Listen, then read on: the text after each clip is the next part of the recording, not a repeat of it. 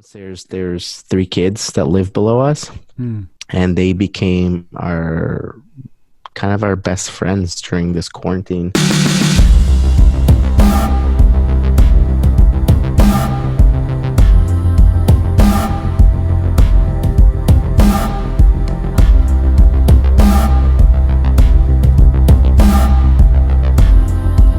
How do you determine when you sort of arrive?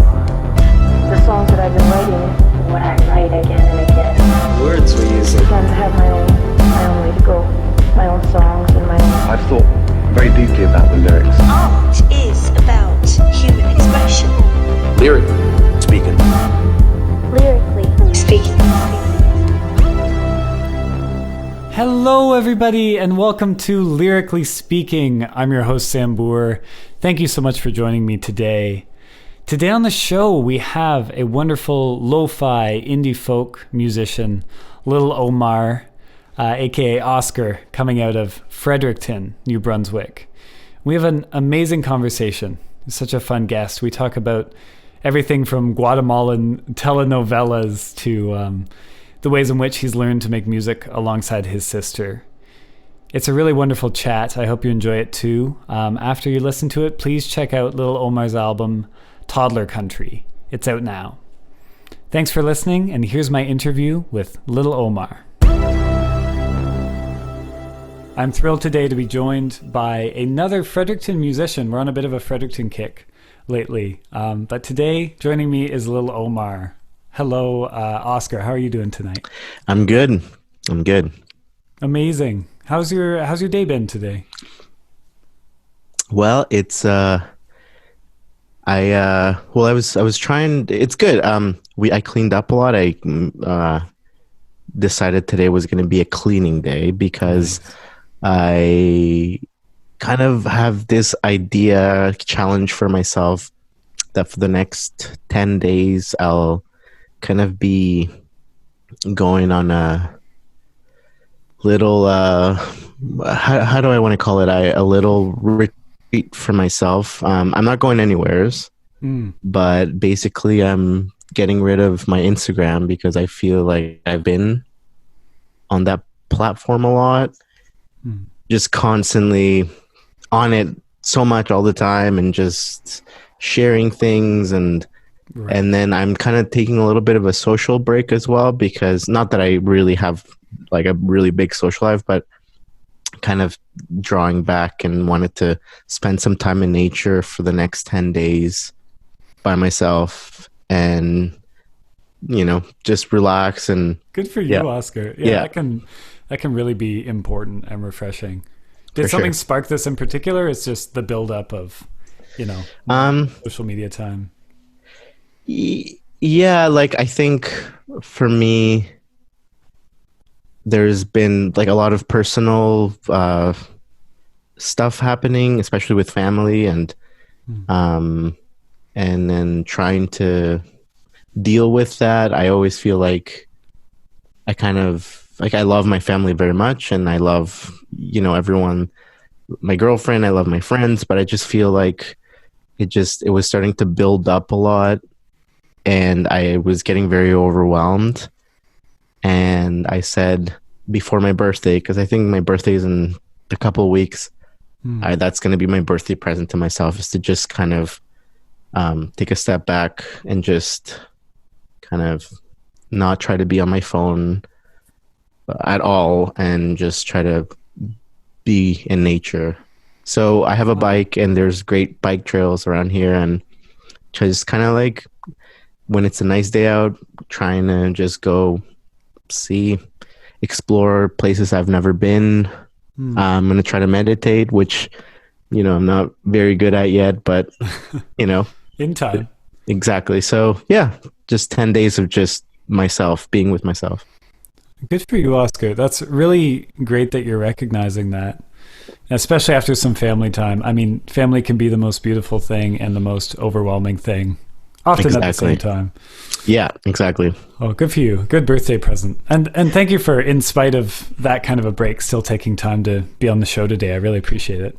Yeah, well, I think I planned it accordingly, and I I tried to hang out with some friends today and try to be like some people were visiting, and I tried to coordinate so that I kind of like got it out of the way, and then started this is not like not a long time, but yeah, so I'm very excited for this. Perfect. All right. Oh, well, I loved your album Toddler Country, which just came out, I guess, about a month ago, a little more, on June 5th. Yep. And I want to start by asking just a bit of the background behind doing a solo record. You founded the excellent Fredericton psychedelic rock band Chill Teens back in 2015, and you were originally acting as their singer and songwriter. That was keeping you busy for a number of years. And I understand you folks you have a solidified lineup now. You've got an album in the works that should be coming out maybe next year. But what made you inspired to deviate and release a solo record in the meantime? Yeah, I think we were all put in this place where we kind of had to deal with being at home. Like, we had to really be at home, especially that first month. I think we were all kind of wandering, and it was a very confusing moment because we didn't know how severe this pandemic was. We didn't know the severity of it, and I think we, I guess I could have just watched TV, or I don't know, like done, just like really not done anything. But for me, the main idea and the main purpose for this was to keep myself sane during this time. And I didn't really mean, like, I got, at the beginning of this year, and I guess the end of last year, we were really focusing on the Chill Teens album, and that was supposed to be the big project this year. Right. But because of the whole social distancing, physical distancing, that kind of all went to, we kind of had to put it on pause, obviously. And for me, I have a little home studio. It's, it's like little, I make piano here and like my little mics or whatever. I was doing that. I would get up and I'd be like, well, I have nothing to do today, so I'll just, fool around on my keys or figure out how to record things like a different way or whatever. And eventually I started kind of just like finishing songs, which is very rare for me. Oh, really? Yeah, it is very rare for me. Like, usually I'll start out with an idea, and I'll just kind of, I'll start out and I'll be like, okay, that's cool. I'll record it on my phone or whatever, and then I'll just forget about it until it's like, okay, then it's like 1-2 years go by, and then I'll be like, oh, this thing's cool that I recorded 2 years ago. So it was kind of bringing back ideas from 2 years ago, a year ago, that kind of wouldn't, I guess, like, because everyone in Chill Teens now writes their own parts, or we're kind of like into the psychedelic element of music. There was, the Toddler Country album, it's a softer album. It's more, I would say, chill. And I know we're Chill Teens, but we kind of went the psychedelic rock and roll way. And, I have a lot of ideas like that. So it was a lot of just digging up old ideas, finishing them. And then, I think it was April came, and I had around 6 songs that were done. Oh, wow. Okay. And then I was talking to my girlfriend, and I said, I think I'm going to set a date for this and really commit to releasing something. That's when when you can do 6 songs in that amount of time. Yeah. Ready. Yeah, and I mean, like they weren't recorded, but like I finished like the actual songs, the structure of them, everything was done. Everything that just needed to be done was just record them, and I I recorded them, and everything was on time, and it was such a fun a process to just.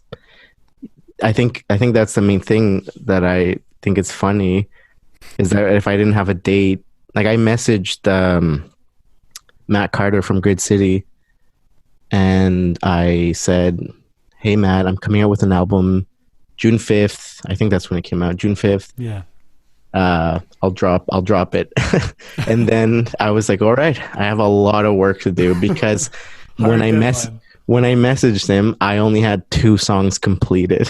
Oh my goodness. Yeah, and it was like a month before the release, so it was awesome. I think that's my best. I think I did you go to school? Like it's kind of like you kind of, for me, the way I do my assignments, I'm like, which sucks. It's not a very like, it's very stressful, but it's the only way I seem to get it done is I just kind of wait for the last like week, and then I just write this like 15-page research paper. I'm like, oh, hopefully that's good. I totally relate to that. Also. Yeah. So all elements of that, including having stuff kick around for years as a phone demo or whatever. I'm so glad you had a process to unearth all of that.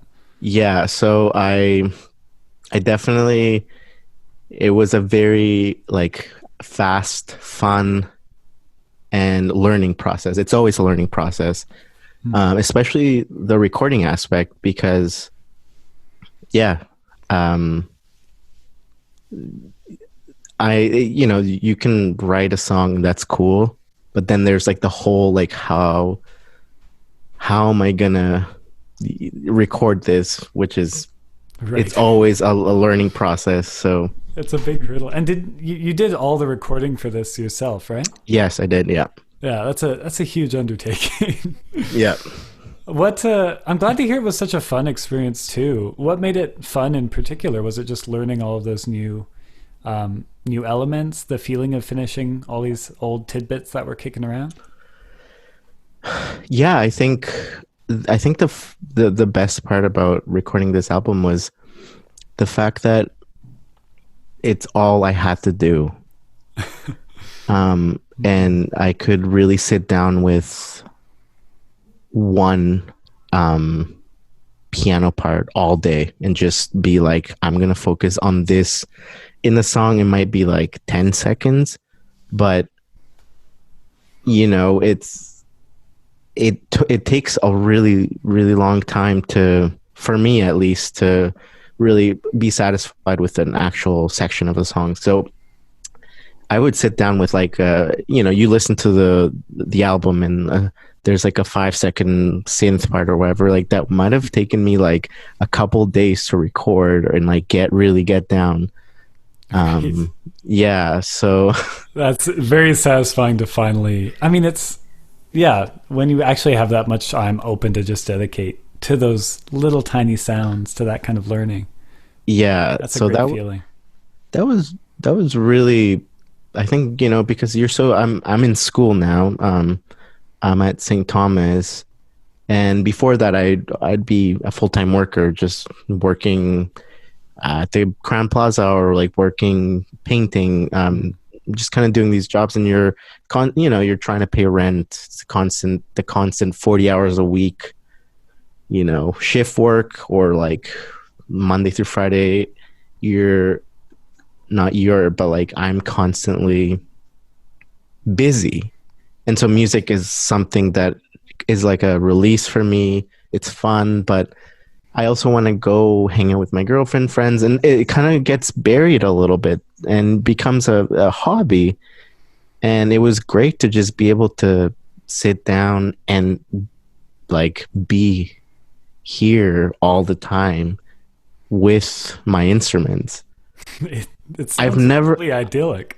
I've never had that opportunity in my life before. I mean, maybe in high school, but again, you have to go to school. Like you're you have to go to school, even though I didn't go to school a lot, but it was great. It was great to just be here, wake up, my instruments are here, have a coffee, write, record, have lunch, write, record, have supper, write, record until like 1, 2 in the morning. And then, and then it's like you go to sleep, you wake up again and you do that.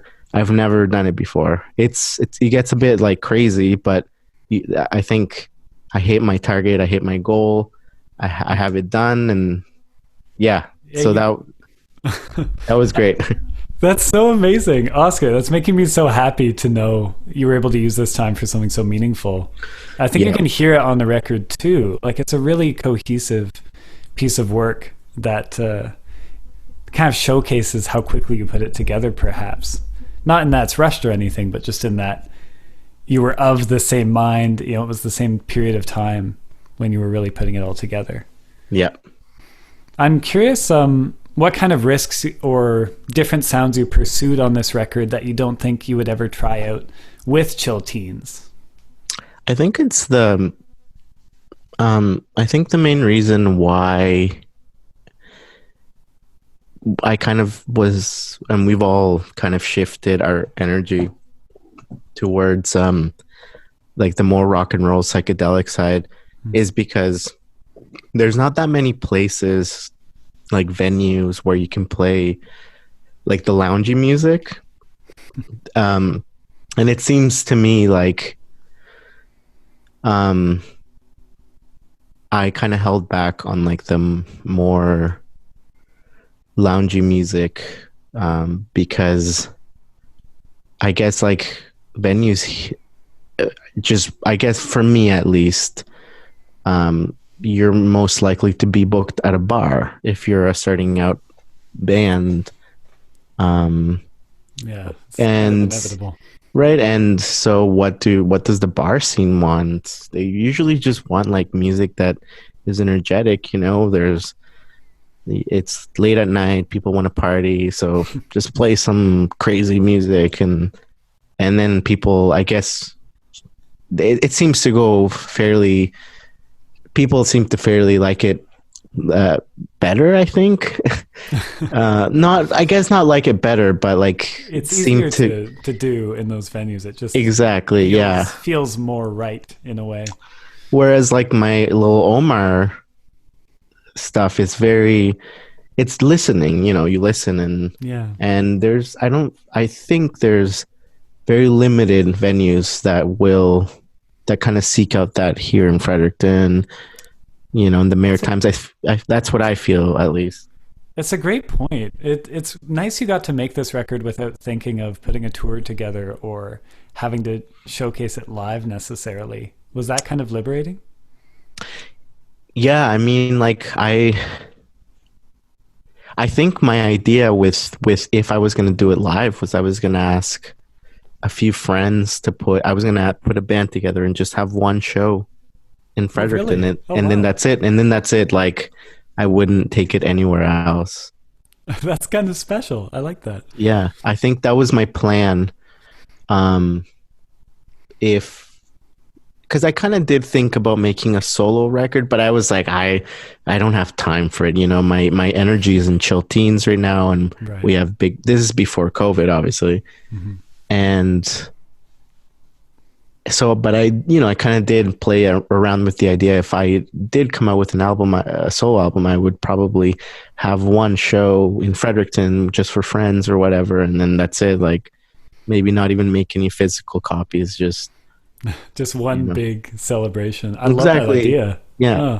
I wanted to ask you, Oscar, as well about some of your collaborators, because both with Chill Teens and on this album, you collaborate a lot with your sister, Kirmaya, who plays bass in Chill Teens and did some flutes and vocals.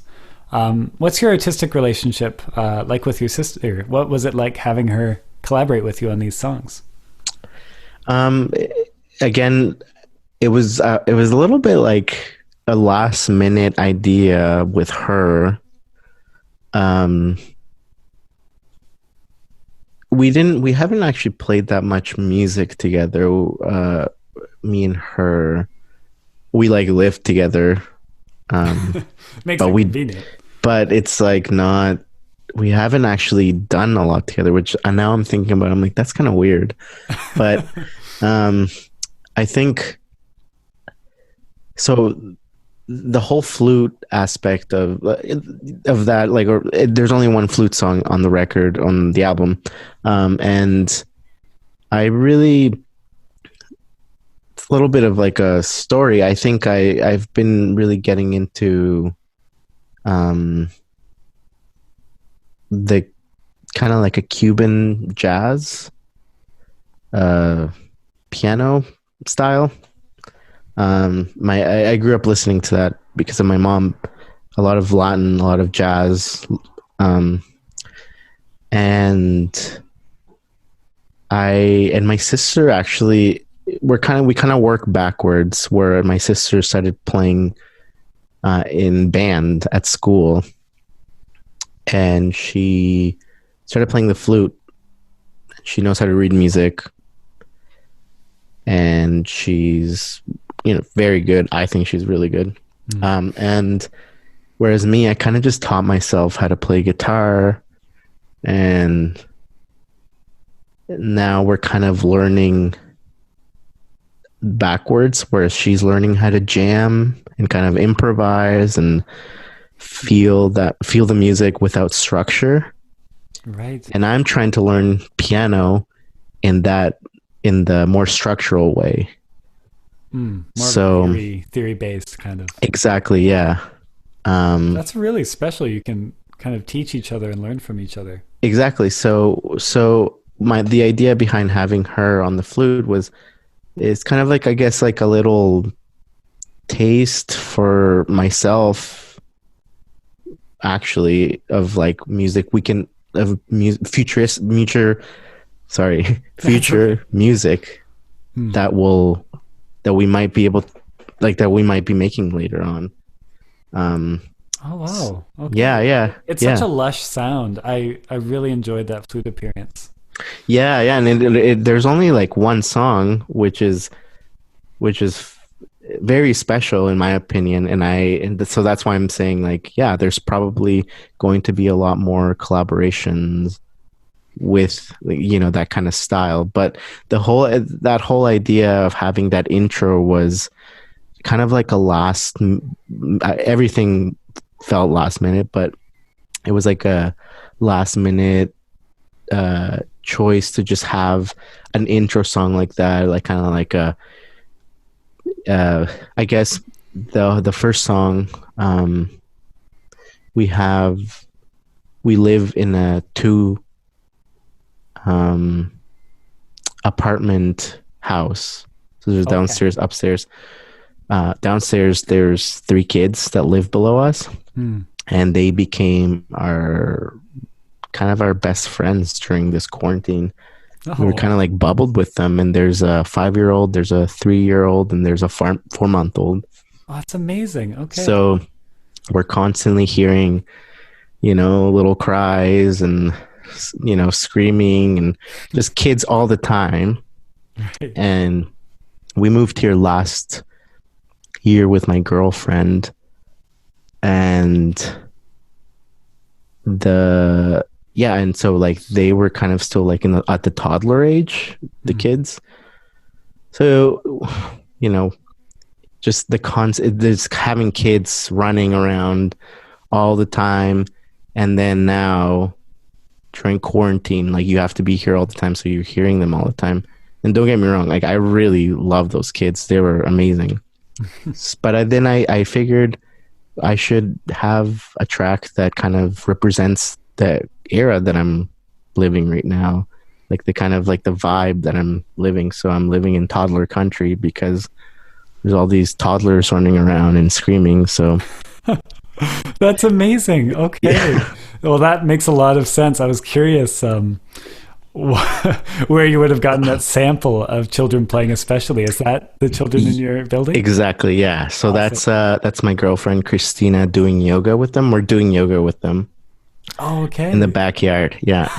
That's so sweet. It's also nice to hear the first words on the album I think are like them talking about sharks and fish. Somebody says, "I'm going to go poo" or something. Yeah. It's an amazing fun. I found it very uplifting, especially during this time of feeling weighed down. Yeah. So again, I think, I guess to answer your question, because I feel like I'm not really answering it because I'm getting excited talking about, Oscar, the best answer is a tangent answer. That's my belief. But yeah, so my sister was practicing. She has a flute, and she was playing her flute to practice because, during quarantine, you kind of have to distract yourself. So I was recording music. My girlfriend was still working. She works at the art gallery. So she has this whole other world. So she was doing her thing. I was doing my thing. My sister, I would hear her play flute, and I'd be like, oh, I think that's how I kind of was like, I should have all these things representing what I'm going through right now with this first song. So I had my girlfriend in there, I had the toddlers in there, and I had my sister. And then I was like, I'm learning how to play Cuban, jazz piano. And so it all kind of came together in that first song. Yeah.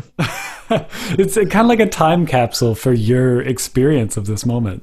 Exactly. Yeah. So cool. I want to ask you specifically, just on the topic of childhood. I mean, a lot of the songs here seem to talk about childhood and nostalgia, innocence a little bit. But I wonder if we could jump ahead to the song Kenny right at the end of the album. 1, 2, 3, 1, 2, 3.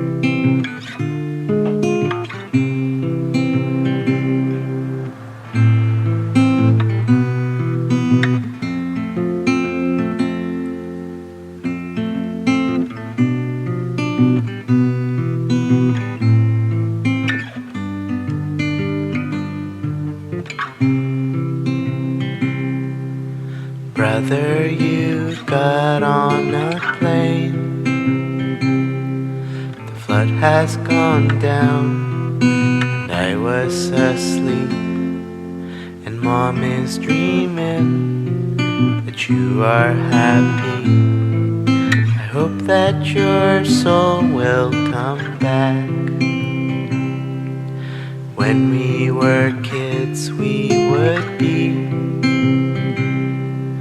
dogs that would bark, young little knock, and she would cry, and we would laugh, and we were sweet little bees. I saw a film that was right weird, and I showed you, you loved it too.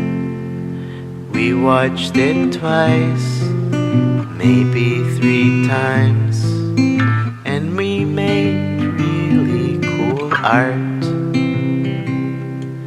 It isn't the same without you. I hope you come back, I hope we can hug. Please forgive me, it isn't your fault. I love you, brother, you've lost your mind. I'll be here when you get back. You're not alone in this world.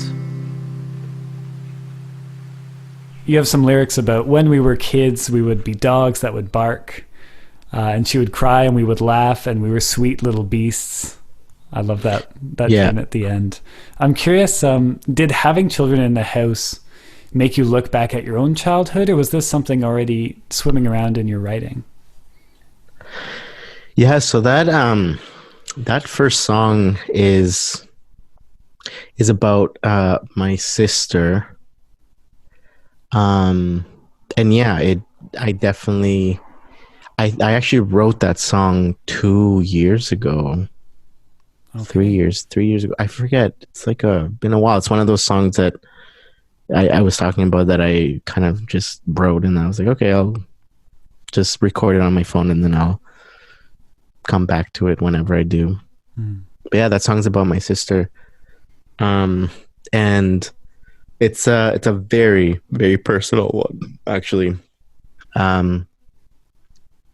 It's actually, yeah, it's one that I guess, how can I put this? It's I did think a lot about childhood, and it talks about my sister, who I refer to as brother, and her struggles with mental health, and she struggled through mental health problems, and it's about her leaving, and then me kind of being extremely devastated about that, and kind of talking about our childhood. I have another sister. So I should mention I have the sister that lives with me, that plays music with me, and then I have another sister who the song is about. So yeah, I kind of reflect. It's a song about reflecting on our childhood and our adulthood, and kind of trying to, it's a message for her, I guess, the song, to tell her that she's not alone in the world, despite everything. Yeah. Right. That's what, I mean, an absolutely brilliant way to end the album, just with "I love you, brother," and then with that final line, "You're not alone in this world." Yeah. Extremely comforting. Yeah. Having this contrast between some of the sort of sweet youthful memories in this song, and especially with, like we were talking about, having actual samples of children playing, just made that feel all the more potent when you brought in these kind of adult themes. Did you consciously want to juxtapose childhood memories with more adult subjects too? I didn't. That's a very good question. I think the way I start the album, there's, for me, I think love songs are the easiest. You know, you're just like, I love you, you don't love me, I'll write a song. I love you, you love me, I'll write a song. Right. Very Very easy, very simple. Like, your hair is gold, like the, you know what I mean? Like, it's like, and like, you make me feel like this. Very easy. And I think the way, I don't even think I meant to do it this way, but then towards the end I was like, okay, yeah, this is how I'm gonna do it. Is I kind of started the album with the gentle topics, you know, like Toddler Country, and then, you know, it kind of moved on to love songs, and then towards the end I decided to tackle the more serious questions of, you know, of my adulthood, which I've never done before. Honestly, I've never written songs like those songs before. Oh, wow. Okay. I mean, that does make sense. You've written so many great love songs, Oscar, and that does seem to be where maybe you're most comfortable. I don't know. But it was interesting feeling kind of like the album was maturing as it went along, in a way, like you're describing. Yeah, I think so. I think I didn't really mean to write, like, I wasn't like, oh, I'm going to write a song or an album that's going to be an album that goes from like gentle topics to like the hard ones. It was more, I kind of just did it. And then when it came down to laying out the songs, I just felt most appropriate. It was most appropriate to just lay them out like that because it felt right. Right. Yeah. Yeah. Oh, it's really interesting. Okay. Yeah. Just to turn to a couple of other songs on the album, I was curious about the soul cover on the album, Barcelona. Yeah. By this Colombian musician, George Villamizer. I'm sorry, I don't know how to pronounce it. I don't know how to pronounce it either, but okay. I think it's like Jorge Villamazar. That's a much better guess than that. Yeah, I think so. But why was it important to you to include this as a cover on the record?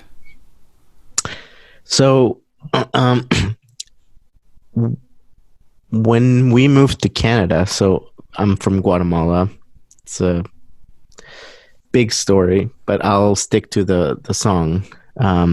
We had some Colombian friends who we came here to Fredericton, and we were family friends. They had kids too. My parents became friends with their parents, and this was around 2002, 2003, 2002, and they were Colombian, and they gave us a CD from this Colombian band called Basilos. Oh, okay. And they burned it for us. They gave it to us, and the album was called Cara Luna. I think that's what it was called. Maybe I'm wrong. Anyways, it was so there was this CD, and I remember listening to this track on it called Barcelona, and I was obsessed.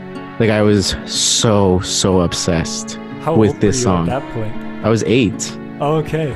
Yeah, I was 8, and I just was like, "What is this song?"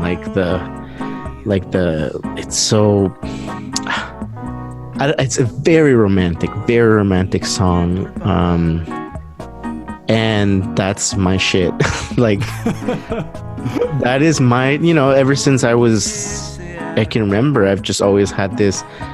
I've just always been a very romantic person. So whenever I heard a song like that, I was like, repeat. I had my little Discman thing, and I'd just be like, repeat that song, and I became very obsessed with it. And then I got older, whatever. I kind of forgot about it, but then I kind of came back to all the Latin American artists I used to listen to. Like about 5 years ago, I started listening to all my favorite Latin American music from my childhood. And I remember thinking a few years ago, like, fuck, I wish I could sing this song. Like, and to give you a little bit of context, I started singing in 2014. Was not confident. I'm still not confident. That's so recently. That's really surprising. Yeah, so that was one of the songs that I was very, like, I really wanted to learn how to sing. It was one of my dreams to just sing this song, and I thought I'd give it a try, and I think I felt like okay singing it. It was a lot of effort to hit those high notes. To be honest with you, it was very hard, but I think I did it, and I was like, okay, it's done. I did it. It was one of my dreams since I was a kid, and yeah. That's so amazing. Wow, you got to see it through all the way. Oh, and I think I love that it's on the record too, Oscar, because it shows where so much of your inspiration came from. It was really insightful to hear that cover and then think, oh, a lot of these other tracks, these kind of love songs, this sound, this feeling. Yeah. That's amazing it came from when you were only 8 years old and just hooked on a brilliant song. Oh, yeah. Yeah, for sure.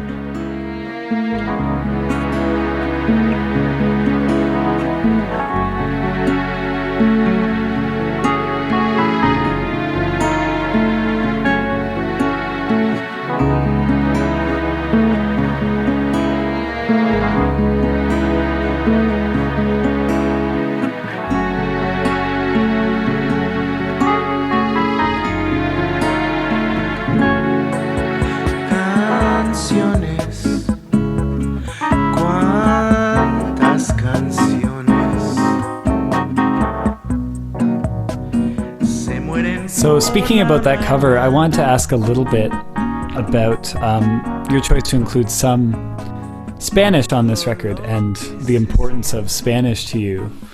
The second track on this record is all in Spanish, and I'm curious what your experience is writing lyrics in Spanish versus English, and what the importance of balancing those languages on this record is to you. So, I'm just gonna say it. I think Spanish is a way prettier language than English, in my opinion. Oh, I agree. And it was really easy to write lyrics in Spanish. I think I have a really hard time with lyrics uh, I think there are the articulation and just kind of what you're trying to really portray in lyrics in English for me is really, really difficult. I have a really hard time with lyrics. Oh, interesting. Is it just that with Spanish, the flow is a lot easier? It kind of comes more naturally? I feel like you can literally write like, I am going to go take a poo. You can say that in English, or if you say it in Spanish, it's like, it just sounds way better. You know, I don't know how to describe it. like it. I don't know. understand from Oscar. I've written in French a little bit in my life, and even with that, I find, well, French, I mean, it's my second language in a big way, but still, the way you're able to rhyme and stress things poetically, it feels very different. Exactly. Yeah. Like you can rhyme and you can write a poem in English, but for some reason I found, so El Puente is an original, and I had a really easy time coming up with those lyrics because I find the difference is the difference was that in English it's very cheesy. It's very cheesy. If you translated the lyrics, very cheesy. But if you just kind of read them as they are in Spanish, very beautiful. And it was very kind of a little bit shocking for me, honestly, because that's my first language is Spanish. Mm-hmm. And I've spoken it all my life, basically. And I was like, man, like that's so funny and also fun to know now that like for future songs I can just write in Spanish and I would have like an easier time, I guess. Would you do a full Spanish album? Oh, for sure. Yeah. Amazing. Okay. Yeah. Oh, I look forward to that. And it really does suit some of these, especially these love tracks you have on here, like Long Way Home.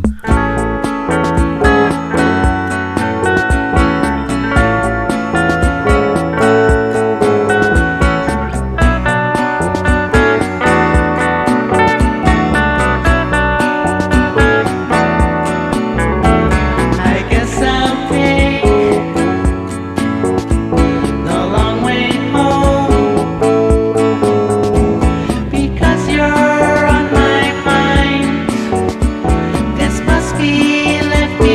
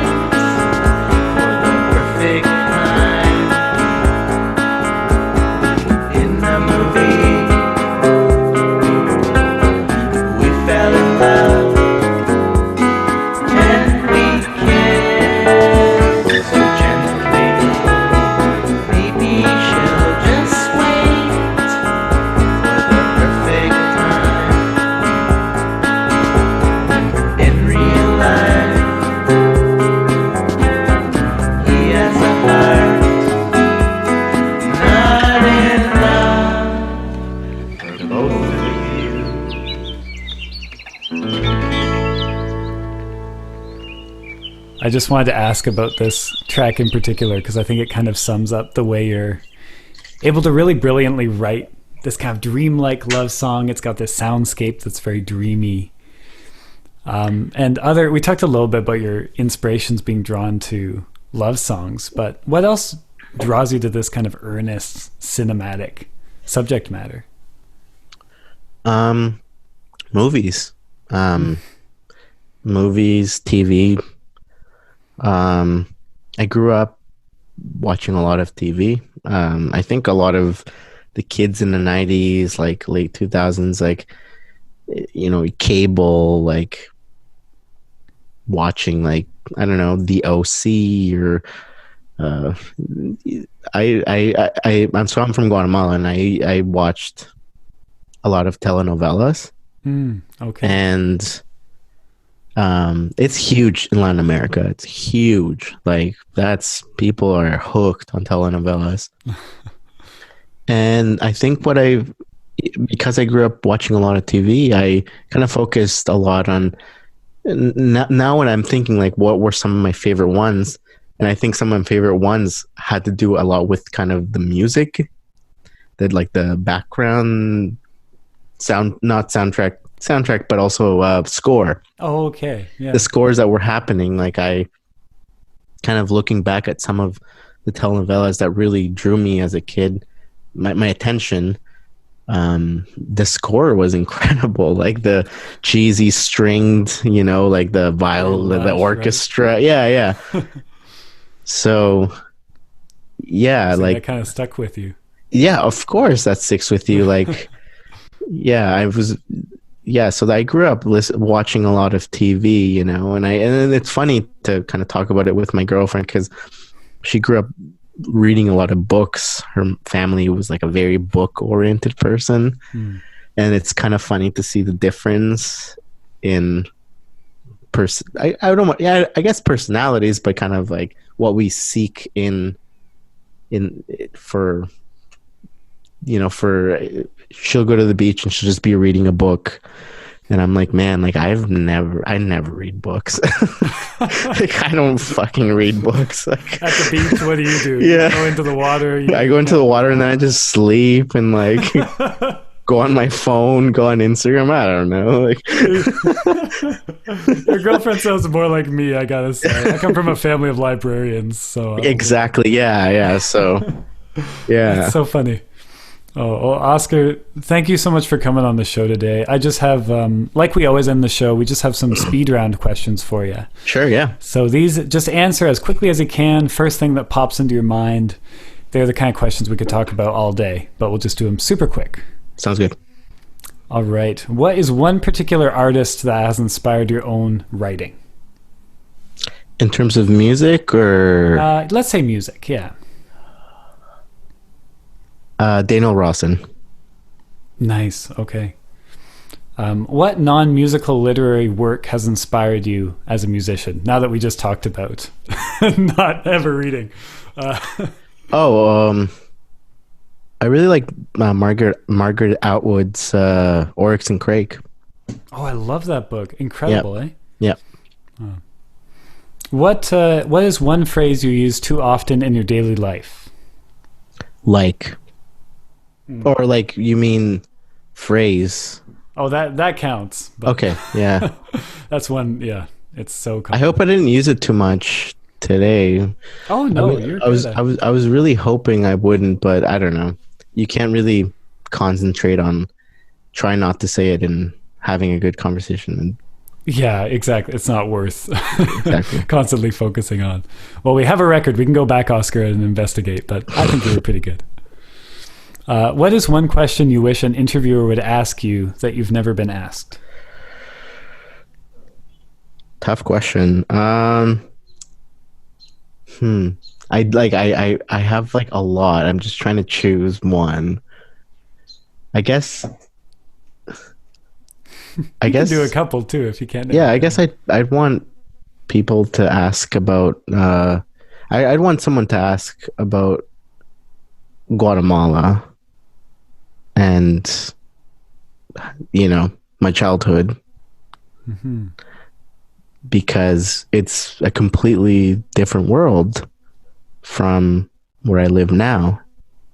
And I guess and I'm a refugee, so that I think I would have a lot to say about that. Oh, wow. I'm sorry we didn't have too much time to touch on that in this. Totally fine. Yeah. Oh, next time we talk, please. I would love to talk about that. Yeah, I feel like I was like, I should talk about that, but then, you know, I've done podcasts before as well, and like I know what it's like. Kind of, sometimes you want to talk about things and you just don't get to talk about things, and that's fine because you're just going along with the conversation, and going along with the conversation is great. Right. It was good. Oh, but it's one of those things, Oscar, that I couldn't have looked up about you online or anything in my research, so it was not totally prepared to ask, right? And that's you won't really find anything because I like to keep myself in the shadows, you know. I don't really like to, you know, talk about myself and publish stuff about my actual personal life, so you would not find anything like that, really. I don't think. Right. I don't know. I'm a little bit scared of the internet. You know, a bit of fear is healthy, I think. But yeah, I don't really like to have my actual name or my pictures on my social media. So, I mean, I think you know. Oh, I understand. Yeah. It was a little tricky. Yeah. I was contacting you and everything. Yeah. But, oh my goodness. Yeah, I'm sure that's quite a story, Oscar. And genuinely, yeah, if we have an excuse to speak again, that would be. Of course, yeah. Talk about. Yeah. Well, I just I always like to leave out on just this one question, Oscar, in case anything comes to mind. What were some of the most impactful words of wisdom you've ever received? Ooh. It's another big one. It's a big one, yeah. I can't really remember something someone said specifically, but I will say that during these times of this kind of movement that we're going through right now, I think it's important that, you know, we kind of take a step back, everybody, and just acknowledge like the amount of pain that people are going through right now, and try to listen. There's a lot of listening to be done right now, and I encourage everyone to, just be good listeners, like actually listen. There's a movement going on right now. There's a lot of stuff happening, and sometimes we get very confused, like what should I do, like how should I be? But sometimes we just need to like kind of take a step back and just listen, and then we get a better idea, and then we have a clearer kind of mind. But that's what I'm trying to do now. Yeah. And oh, sorry, go ahead. And yeah, and I guess it just like, it makes me have a clearer mind when I can actually listen. Yeah.